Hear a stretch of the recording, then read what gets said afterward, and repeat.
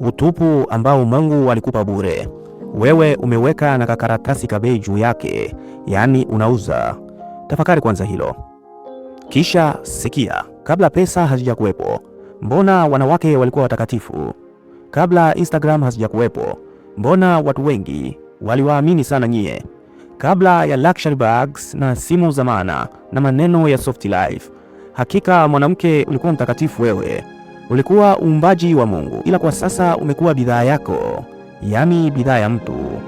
Usinisikie kwa hisia, nisikie kwa mantiki. Iko hivi, kitu kisicho na bei hulindwa sana, kitu cha bei rahisi hujadiliwa. Ndiyo maana ni lazima tunegotiate kwanza ili utambue hilo, lakini wewe mwenyewe hunajizima data. Jamani wanaume, tunaishi katika kizazi ambacho umakini ni sarafu, miili ni zana za matangazo na ukaribu umewekwa sokoni kwa anayelipa zaidi. Lakini huu ndio ukweli mgumu ambao wengi hawataki kusema wazi. Acha mimi ni useme hapa tufaidike. Ukifanya upatikanaji wa mwili wako kuwa wa malipo, usishangae mwanaume akakuthamini kwa bei uliyoitangaza. Hiyo sio chuki, hiyo ni saikolojia ya kila mtu. Maana katika Biblia Esau aliuza haki yake ya mzaliwa wa kwanza kwa bei ya bakuli la supu ya ndengu. Dakika moja ya tamaa halibadili hatima yake ya ukubwa. Yaani dakika moja tu ya tamaa akabadili hapo hapo hatima kwa kitu cha muda mfupi sana. Hivyo ndivyo tamaa inavyofanya kazi bwana. Hivyo ndivyo msukumo wa papo hapo unavyofanya kazi sister. Hivyo ndivyo akili dhaifu usonga mbele na kuona maendeleo, kumbe ni kweli ni maendeleo ya kuendelea kuuza thamani yako na kukipunguza hadhi kile kilicho kati ya miguu yako. Hivi unajua unavyojiuza unafundisha ulimwengu nini? Hapo unatufundisha sisi walimwengu kukuona kwa hicho tu na sio kingine. Na walimwengu zaidi hapa duniani ni wanaume, na ndio wanashikilia lile kauli la kwamba usipofunzwa na wazazi utafunzwa na walimwengu, na walimwengu wenyewe ni sisi tunaokutazama bwana. Hapo unatufundisha kuwa tusikuone wewe, tuangalie bidhaa yako. Na sisi wanaume pia si wasafi kivile, maana tutaungana na kuunda soko la wateja ili kukujazia wateja na kukujazia familia. Tutaliunda soko na kulionea kwa mbali na kukujazia wateja ili kukamilisha lile neno la nidhamu dhaifu, ufadhili, udanganyifu.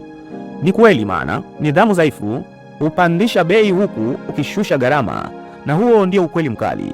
Gharama yako imeshashuka, sasa bei ya nini?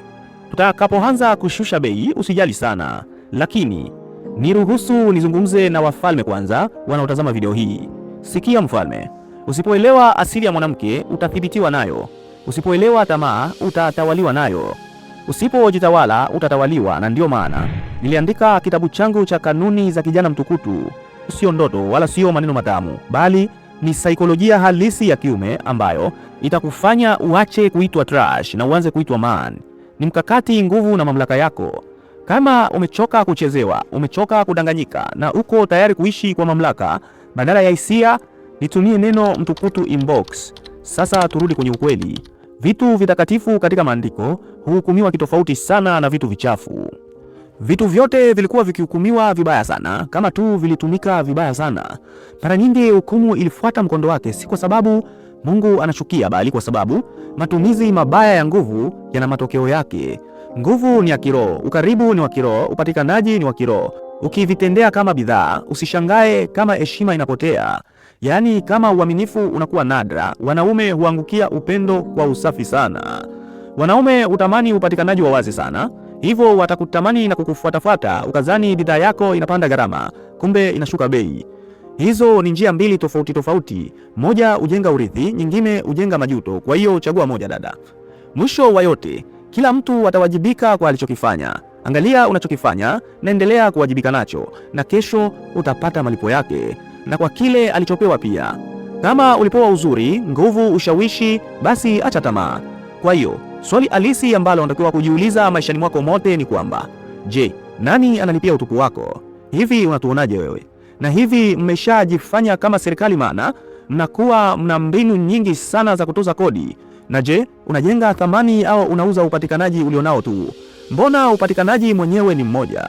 Hivi unajua kwamba dereva mmoja akiendesha gari nyingi anakuwa na experience zaidi ya ulivyotarajia? Hama ujui kwamba dereva wengi wakiendesha gari moja linaharibika? Uendelea tu kujibrand. Ipo siku tutajua kama limeendeshwa na dereva wengi na tukaliachia kwa fundi. Jua ukweli na ukweli utakuweka huru. Unavyozidi kujua ya kweli, unajua ya Mungu zaidi. Na niwaambie tu live bila kuwaficha wanaume, nimefanya utafiti na nikagundua kwamba wanaume wanaoangalia video yangu ni wengi, lakini cha ajabu hawasubscribe. Leo fanya jambo la hekima kwa kusubscribe AEJC Speaker YouTube channel yetu. Na kabla hujatoka kwenye video hii, sikia, nisikilize vizuri. Kama wewe ni mwanaume ambaye umechoka na kuangalia video bila mabadiliko, maana mabadiliko yanakuja kwa kusikia zaidi, basi Mission 365 ni kwa ajili yako. Hii si grupu ya kupiga mastori kama hivi, ni mfumo wa kujenga akili, fedha, mwili na direction ya maisha. Nahitaji wanaume serious tu.